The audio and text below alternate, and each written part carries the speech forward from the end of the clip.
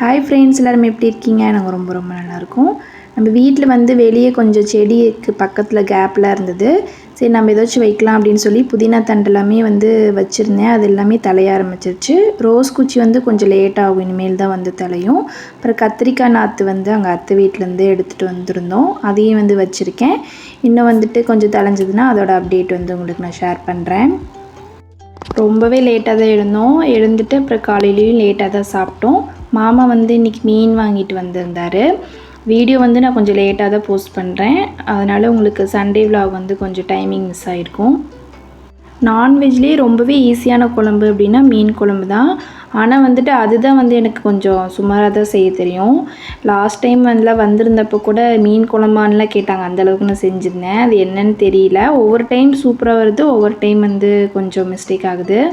இல்லை எனக்கு தான் இந்த மாதிரி ஆகுதா, இல்லை உங்களில் யாருக்காச்சும் ஒவ்வொரு டைம் செஞ்சால் ஒவ்வொரு மாதிரி டேஸ்ட் வரும் அப்படின்னு யாராவது இருந்தீங்கன்னா மறக்காமல் கமெண்ட்டில் சொல்லுங்கள்.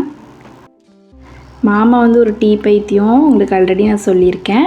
கடையில் இருந்தது தான் 2 டீ குடிச்சிருப்பாரு. இப்போ வீட்டில் இருக்கவும் நான் ஐஸ் வச்சுட்டு நான் டீ வச்சதை பார்த்துட்டு சூப்பர் அப்படின்ட்டு இருந்தார். கேமராவில் இருக்குதுன்னு சொன்னதும் அடிச்சுட்டு அவர் பாட்டு குடுகுடுன்னு ஓடிட்டார். இவர் எப்பயுமே இப்படி தான். இப்போ ஆஃப் கேமராவில் இருக்கோம், ஏதாச்சும் நம்ம ரெக்கார்ட் பண்ணலாம் அப்படின்னா நல்லா வந்து பேசுவார், பண்ணுவார். கேமரா ஆன் பண்ணிட்டோம்னா அப்படியே ஒரு மாதிரி ஆகிடுவார். ஏன்னு அப்படி தெரியல. இனிமேல் அப்பப்போ லாங் வீடியோலாம் எடுக்கிறப்போ அவரையும் வந்து இன்வால்வ் பண்ணி ஏதாவது பேச வச்சு ஆக்டிவிட்டி கொடுக்கணும். அப்போ தான் வந்து சரிப்பட்டு வருவார். அப்புறம் அப்பா அம்மாவும் பேசிகிட்டு இருந்தாங்க. அப்புறம் அந்த கேப்பில் நானும் வந்து சமையல் எல்லாமே முடிச்சிட்டேன்.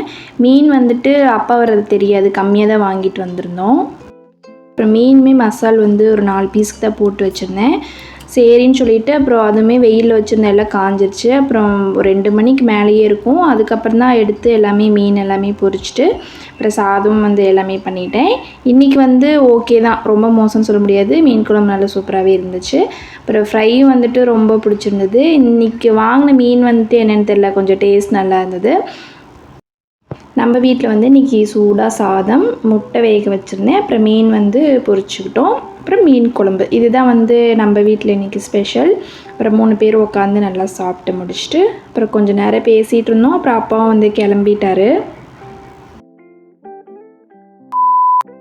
ஈவினிங் மேலே தான் துணி எல்லாமே துவைக்கணும் அப்படின்னு நினப்பே வந்துச்சு. அப்புறம் குடுகுடுன்னு போய் துணி எல்லாமே துவைச்சிட்டு அப்புறம் ஃபுல்லாக வந்து எல்லாம் காய போட்டேன். இவருக்கு என்னென்னு தெரியல, திடீர்னு ஒரு மாதிரி ஃபீவர் வர மாதிரி இருந்துச்சு. இப்போ கிளைமேட் ஒரு வேளை கொஞ்சம் ஜில்லுன்னு இருக்க மாதிரி இருக்குது ஈவினிங்க்கு மேலே, அதனாலேயே இருக்குமோ என்னென்னு தெரியல. ஓகே, என்னோடய வீடியோ பிடிச்சிருக்கு அப்படின்னா மறக்காமல் சப்ஸ்கிரைப் பண்ணிடுங்க, லைக் பண்ணுங்கள், ஷேர் பண்ணுங்கள், கமெண்ட் பண்ணுங்கள்.